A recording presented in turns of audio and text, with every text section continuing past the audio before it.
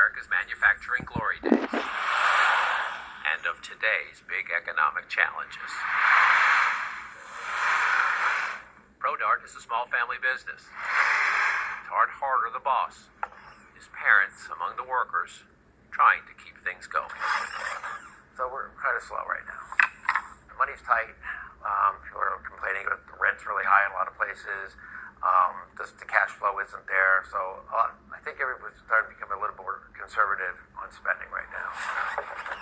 Just a handful of employees now. 14 when business was better. Harder voted for Donald Trump.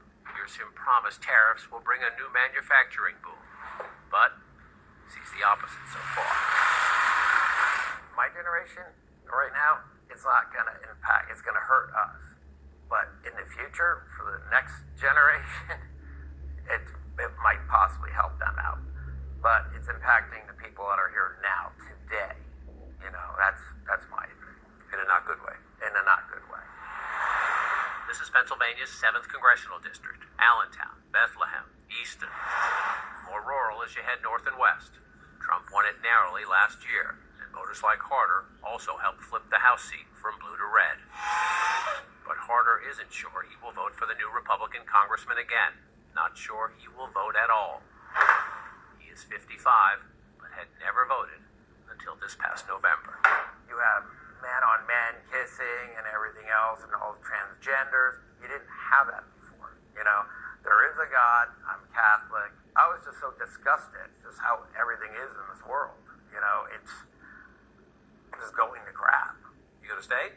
Am I going to stay in America? You're gonna stay as a voter.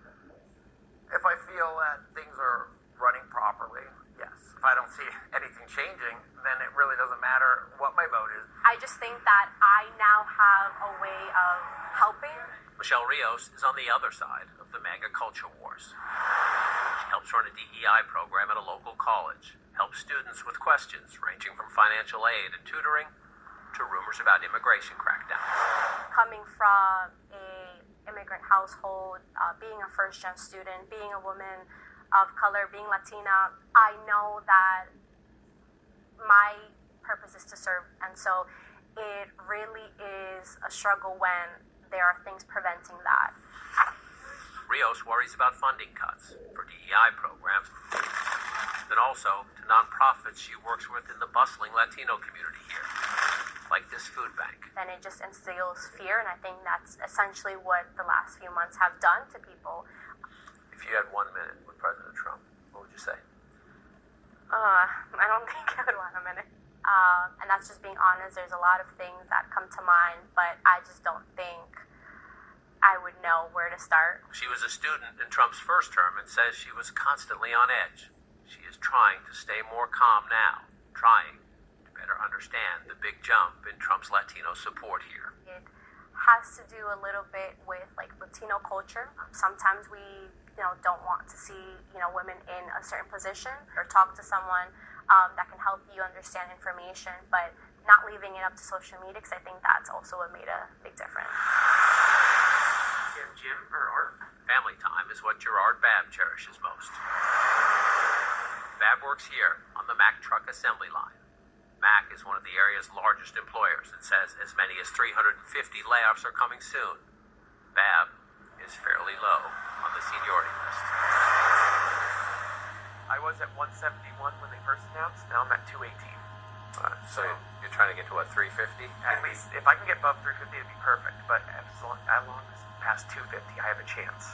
Babb doesn't regret his vote for Trump, but he thinks it could cost him his job. Definitely with the tariffs, I believe they played a part.